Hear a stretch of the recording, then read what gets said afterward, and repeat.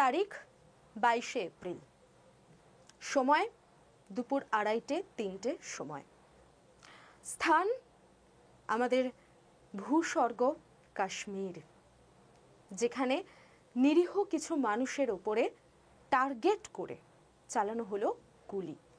অবাধে চলল গুলি। দোষ কাদের, দোষী কারা, কেনই বা চলল গুলি, এর শেষ কোথায়, সমস্ত কিছু নিয়ে আজকে আলোচনা করব। অনেক প্রশ্ন উঠছে কালকের এই আক্রমণকে নিয়ে। আজকে 23শে এপ্রিলে আমরা দাঁড়িয়ে আছি, অথচ যারা এই নির্মমভাবে অত্যাচারটা করলো সাধারণ মানুষের ওপরে, তাদের একজনকেও এখনো অবধি গ্রেপ্তার করা যায়নি।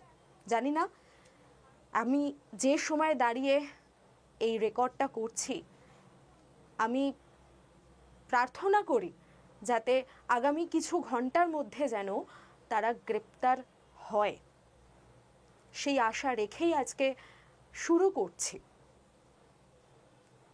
খুবই একটা মর্মান্তিক ঘটনা বা খুবই নক্কারজনক ঘটনা, এই ধরনের তকমা আমি দেব না। তার একটাই কারণ, আমরা যে সময় দাঁড়িয়ে আছি এবং যে জায়গায় দাঁড়িয়ে আছি, অর্থাৎ এই ভারতবর্ষ, সারে জাহাঁ সে আচ্ছা হিন্দুস্তান হামারা আমরা বলে থাকি, অথচ সেই হিন্দুস্থানেই আমরা নিরাপদ নই। কাকে দায়ী করব? কে নেবে এর দায়ভার? সরকার? সাধারণ মানুষ? কে নেবে? একটু একটু করে এগোই, গল্পটা তাহলে তোমাদের কাছেও পরিষ্কার হবে। তোমরা এতক্ষণে নিউজে, সংবাদ মাধ্যমে, এখন তো মিডিয়ার যুগ, তো মিডিয়া অলওয়েজ কনস্ট্যান্টলি কভার করে যাচ্ছে এই খবর, কিন্তু তার মধ্যেও তোমাদেরকে বুঝিয়ে দেওয়া যে আমরা কিন্তু আমাদের নিজেদের ঘরেও নিরাপদ নই, সেটাই বোঝানোর চেষ্টা করছে।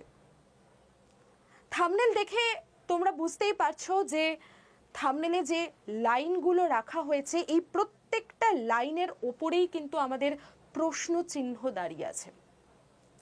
প্রশ্ন চিহ্ন তৈরি হচ্ছে, হাজার হাজার কোটি কোটি প্রশ্ন তৈরি হচ্ছে। এগোই, বুঝতে পারবে। Terrorist attack tourist in Jammu Kashmir, যা বিগত 25 বছরে হয়নি, সেই 25 বছর পরে গিয়ে আবার আমরা দেখতে পাচ্ছি যে টার্গেট করে করে টুরিস্টদেরকে হত্যা করা হচ্ছে, টুরিস্টদেরকে বন্দুকের নলের তলায় রাখা হচ্ছে। কেন? আমরা যদি একটু নিউজগুলো দেখে নিই, আরেকবার ফ্ল্যাশব্যাক যদি তোমাদের দেখাই, তাহলে আমরা দেখতে পাবো এই দম্পতি ছাড়াও হাজার হাজার বাঙালি দম্পতি যারা পেহেলগাঁওতে গিয়েছিল ছুটি কাটাতে। এছাড়াও দেখে নাও এই দম্পতি যারা কাশ্মীরে গিয়েছিল তাদের হানিমুন কাটানোর জন্য। বহু ছবি, বহু এরকম টুকরো টুকরো ছবি কিন্তু আমাদের সামনে ভেসে উঠছে, অনবরত ভেসে উঠছে এই ধরনের ছবি, যেখানে কান্না, চিৎকার, হাহাকার, তাদের প্রিয়জনদের হারিয়ে ফেলার আতঙ্ক চোখে মুখে লেগে আছে। কেন? কারণ তারা ছুটি কাটাতে গিয়েছিল। তাদের কি দোষ ছিল? তারা তো ছুটি কাটাতে গিয়েছিল। ছুটি কাটাতে যাই আমরা আনন্দ করতে, মজা করতে। আমাদের যে দৈনন্দিন জীবনের একঘেয়েমি, সেটা থেকে মুক্তি পেতে আমরা ছুটি কাটাতে যাই। অথচ সেখানে গিয়েই নিজের প্রিয়জনকে হারিয়ে ফেলার যন্ত্রণা, বেদনা, এটা কোনো ভাষায় প্রকাশ করা যায় না।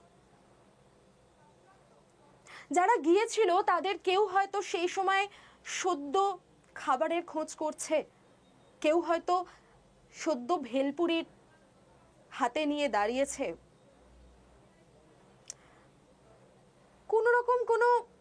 মানামানি নেই, কোন রাজ্য, কোন ভাষা, কোন জাতি, এ সমস্ত জিজ্ঞেস করা নেই। একটাই প্রশ্ন, তুমি কোন ধর্মের? উত্তর আসছে হিন্দু, তো চলছে গুলি। যারা উত্তর দিচ্ছে না তারা কোন ধর্মের, তাদেরকে পোশাক খুলে ধর্ম দেখা হচ্ছে যে তারা কোন ধর্মের, এবং তারপরে তাদেরকে নির্মমভাবে হত্যা করা হচ্ছে তারই প্রিয়জনের সামনে। কর্ণাটকের এই দম্পতি যাদের ছবি আমি দেখালাম, মাত্র দুদিন হয়েছে তারা কাশ্মীর ঘুরতে গেছে এবং তাদের ফিরে আসারও কথা ছিল বোধহয় 22 তারিখে। না, 22 তারিখে তো ঘটনাটা ঘটেছে, তাদের 24 তারিখ ফিরে আসার কথা ছিল। কিন্তু তার মধ্যেই দেখো, our Kashmir trip is in the second day, বাড়ি ফেরা হলো না। বাড়ি ফিরল একটা নিথর দেহ। এর দায় কে নেবে? কেন এই সন্ত্রাস ছড়িয়ে পড়ছে আর এভাবে টার্গেট করে কেন মারা হচ্ছে? দেখো, সন্ত্রাসবাদী আক্রমণ আমাদের হয়েছে, এর আগেও হয়েছে, এটা কোনো নতুন ঘটনা নয়। এর আগেও প্রচুর এরকম ঘটনা ঘটেছে, কিন্তু এটাকে আলাদা করে কেন দেখা হচ্ছে?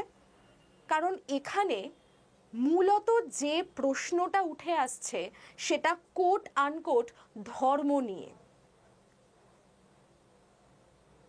যেন মনে হচ্ছে কাশ্মীরে যাওয়া, ঘুরতে যাওয়া পর্যটক থেকে শুরু করে কাশ্মীরে যারা থাকেন সেই সমস্ত হিন্দু যারা রয়েছেন তাদের সেটাই গুনহা, অর্থাৎ তাদের সেটাই দোষ যে তারা হিন্দু।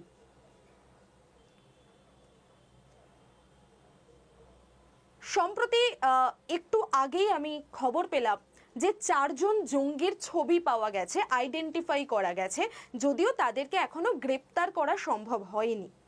তো সেই 4 জন জঙ্গির মধ্যে 2 জন হচ্ছেন সেই কাশ্মীরের আর 2 জন হচ্ছে পাকিস্তানের। এরপরেও কি পাকিস্তান বলবে যে না, আমরা জঙ্গি পাঠাইনি, এই জঙ্গি হামলায় আমাদের কোনো হাত নেই?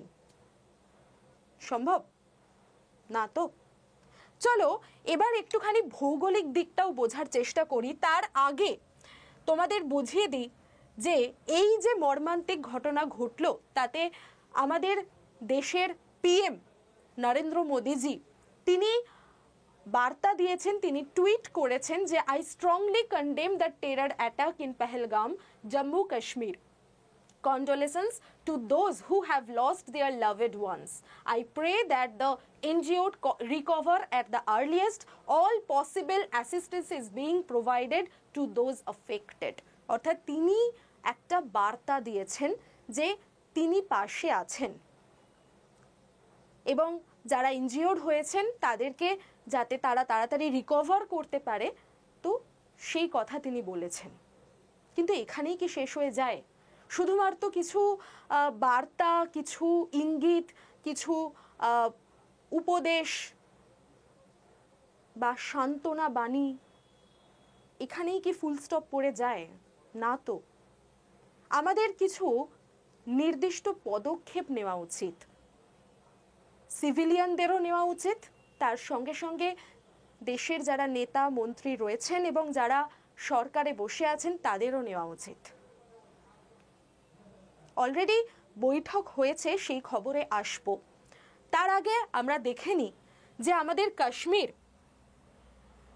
ঠিক কোন জায়গায় অবস্থান করছে এবং এর পিছনে কাদের হাত আছে। Who did this? কাদের হাত আছে? একটু আগেই বললাম যে 2 জন পাকিস্তানি জঙ্গির খোঁজ কিন্তু পাওয়া গেছে। তো আমরা ধরতেই পারি যে এটা কাদের দ্বারা হয়েছে। এর আগেও অমরনাথ যাত্রার সময় কিন্তু 2017 সালে এরকম ঘটনা ঘটেছিল। সেখানেও অমরনাথ যাত্রীদের ওপরে গুলিবর্ষণ করা হয়। সেই ঘটনারই কি রিফ্লেকশন আবার এটা? এটা কি কোনো নতুন বার্তা, নতুন হুমকি? দেখব। দেখো, offshoot of Pakistan based terror outfit Lashkar-e-Taiba. Lashkar-e-Taiba হচ্ছে ৩৭০ ধারা যখন বাতিল হয় তারপরে তৈরি হওয়া একটি জঙ্গি সংগঠন, যেটা তৈরি হয়েছিল পাকিস্তানে। এবং এরাই যে অ্যাটাকটা করিয়েছে সেটা কিন্তু আর তোমাদের সামনে নতুন করে বলতে লাগবে না। Formed in 2019 after the abrogation of Article 370, স্পষ্ট লেখা আছে। Operations supported by Pakistan's ISI। নিউজে, এটা আমার নিউজ কাটিং থেকে আমি তোমাদের কাছে নিয়ে এসেছি, তো নিউজে কিন্তু স্পষ্ট বলে দেওয়া হয়েছে এবং পাকিস্তানও স্বীকার করে নিয়েছে যে তাদের হাত আছে। দেখে নি একটু কাশ্মীরের ভৌগোলিক অবস্থান। যদি আমরা দেখতে পাই, এই যে সবুজ লাইনটা দেখছো, এটা হচ্ছে রেড ক্লিফ লাইন, ঠিক আছে, যেটা পাঞ্জাব এবং পাকিস্তানকে আলাদা করেছে। অর্থাৎ পাঞ্জাবের কিছু ভাগ পাকিস্তানে পড়েছে আর কিছু ভাগ আমাদের ভারতে পড়েছে, মাঝখানে বর্ডার লাইন হিসেবে গেছে রেড ক্লিফ লাইন। আর তার ঠিক উপরের দিকে যদি আমরা রেড লাইনটা দেখতে পাই, সেটাই হচ্ছে আমাদের লাইন অফ কন্ট্রোল, যার এক পাশে রয়েছে আমাদের কাশ্মীরের অর্ধেক পোর্শন এবং আরেক পাশে রয়েছে কাশ্মীরেরই আরেক হাফ, যেটা রয়েছে পাকিস্তানে। মাঝখান দিয়ে বয়ে গেছে লাইন অফ কন্ট্রোল। তো সেই লাইন অফ কন্ট্রোলকে পেরিয়ে জঙ্গিরা ঢুকলো কাদের মদতে? আমাদের বর্ডার সিকিউরিটি ফোর্স কি এতটাই দুর্বল? না, একেবারেই না। আমাদের সিআরপিএফ কি এতটা দুর্বল? না। তাহলে প্রশ্নগুলো তো এখানেই উঠছে। আমাদের গোয়েন্দা বিভাগকে নিয়ে প্রশ্ন উঠছে। তাহলে কি সর্ষের মধ্যে ভূত লুকিয়ে আছে? প্রশ্নগুলো তো উঠছে। এবং তোমরাও প্রশ্ন করতে শেখো এবার, তোমরাও প্রশ্ন তোলো, চুপ করে থাকার সময় নেই আর। চলো দেখি,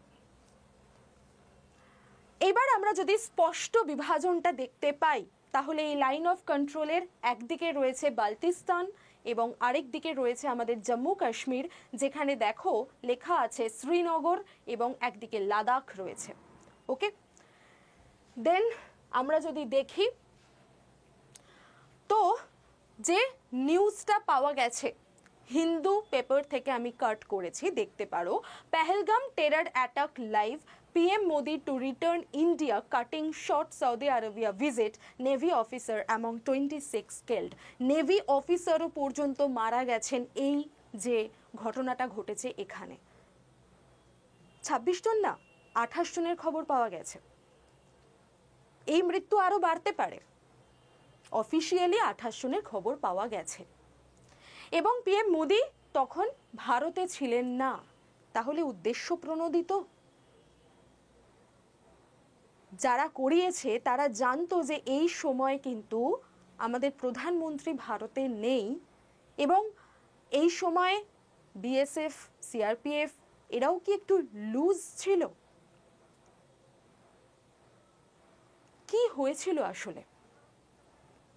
এমন একটা জায়গাকে বেছে নেওয়া হয়েছিল, যে জায়গাটা পেহেলগাঁওয়ের সেই জায়গা, যেখানে খুব সহজে কিন্তু কোনো সিকিউরিটি ফোর্স আসা বা উদ্ধার করে নিয়ে যাওয়ার সম্ভাবনা সেটা অনেকটা কম। এমনই একটা ভ্যালি বেছে নেওয়া হয়েছিল।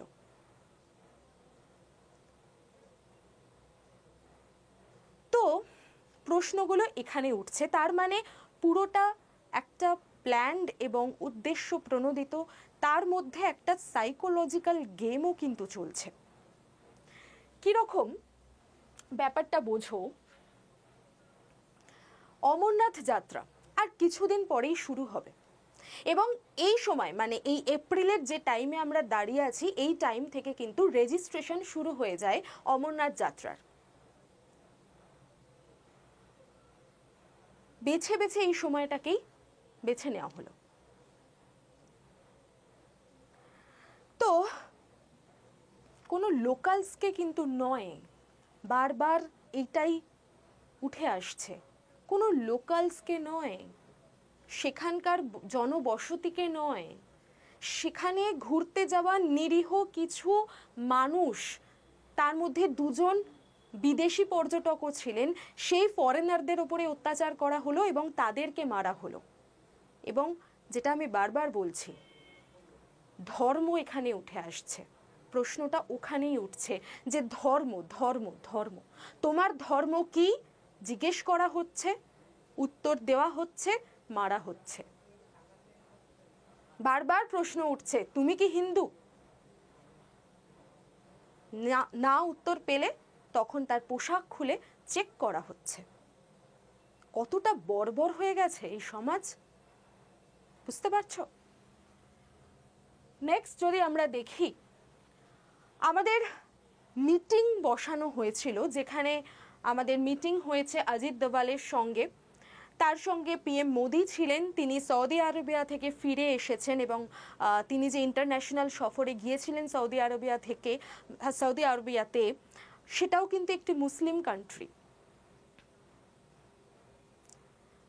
সেখান থেকে তিনি তড়িঘড়ি ফিরে এলেন এবং এয়ারপোর্টেই একটা মিটিংয়ের আয়োজন করলেন, যেখানে অজিত দোভাল থেকে শুরু করে রাজনাথ সিং থেকে শুরু করে সকলে উপস্থিত ছিলেন। এবং সেই মিটিংয়ে নিশ্চয়ই কিছু সুরাহা পাওয়া গেছে, বা তারা কোনো না কোনো সদুত্তর খোঁজার চেষ্টা করছেন, অথবা বলা যেতে পারে তারা কোনো না কোনো ডিসিশন এমন নিয়েছেন, আশা করতে পারি আমরা, যেখানে কোনো মাত্র সান্ত্বনা বাণী নেই, কোনো একটা নির্ণায়ক একটি সলিউশন, সমাধান আমাদের সামনে আসবে।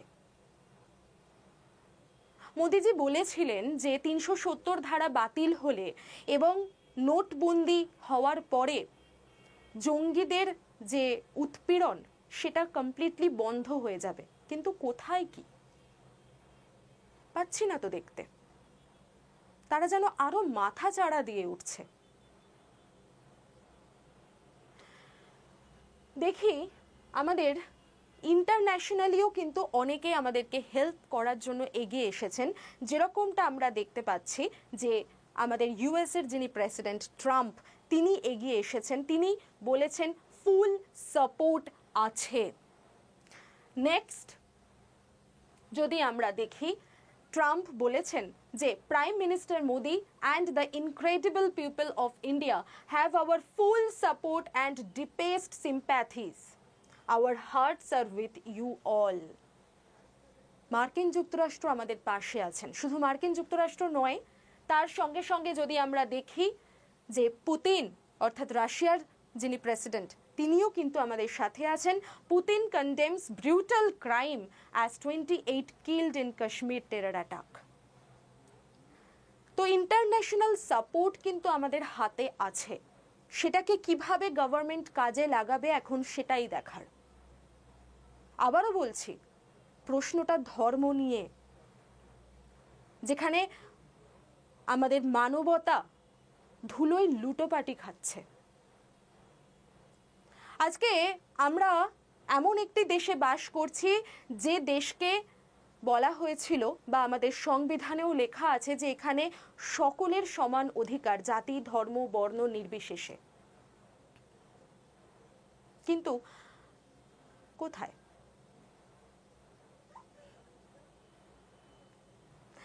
এটাই তো ভাবার বিষয়, বারবার ধরে এটাই আমাদের ভাবাচ্ছে।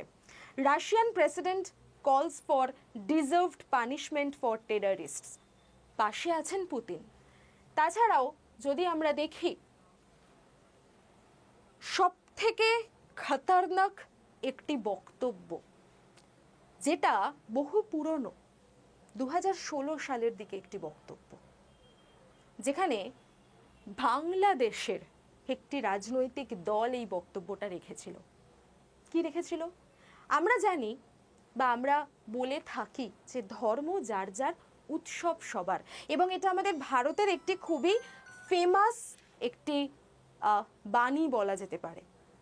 অথচ দেখো, সেটাকেই ইসলাম বিরোধী বলে দেগে দিয়েছে জামিয়াত। এই মানুষটি, মানুষ তো মান আর হুঁশ নিয়ে তৈরি হয়। সেখানে মানবতা থাকে, সেখানে হৃদয় থাকে, সেখানে বিচার থাকে। কিন্তু যখন দেখি যে সেগুলো সমস্তটাই বন্দুকের নলের ডগায় আটকে গেছে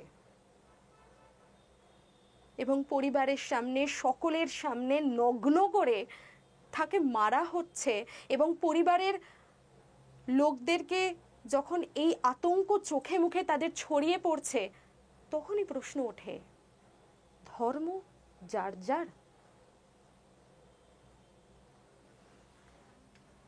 আজকে এইটুকুই তোমাদের কাছে রাখলাম। অনেকগুলো প্রশ্ন উঠছে, আবারও বলছি যে সরকারের থেকে কিন্তু আমাদের একটাই দাবি বা একটাই প্রার্থনা, হিন্দু ধর্ম রক্ষা নিয়ে অনেক কথা বলা হয়, কিন্তু সত্যি কি হিন্দু ধর্ম রক্ষিত? আজকে যে সমস্ত ইসলাম ধর্মাবলম্বী মানুষজন এই ভিডিওটা দেখছেন, তাদেরকেও আমার প্রশ্ন, আজকে কিন্তু সময় এসেছে তোমাদেরও গলার আওয়াজ তোলার। তোমরাও প্রশ্ন করো। আজকে যারা যারা প্রশ্ন করবে না, তারাই কিন্তু দেশদ্রোহী। এইটুকু রাখছি। আবার কোনো আপডেট আসলে আবার তাই নিয়ে ভিডিও হবে। লড়াই চলবে যতদিন না এর উত্তর আমরা পাচ্ছি এবং একটি নির্ণায়ক সমাধান আমরা পাচ্ছি। নমস্কার।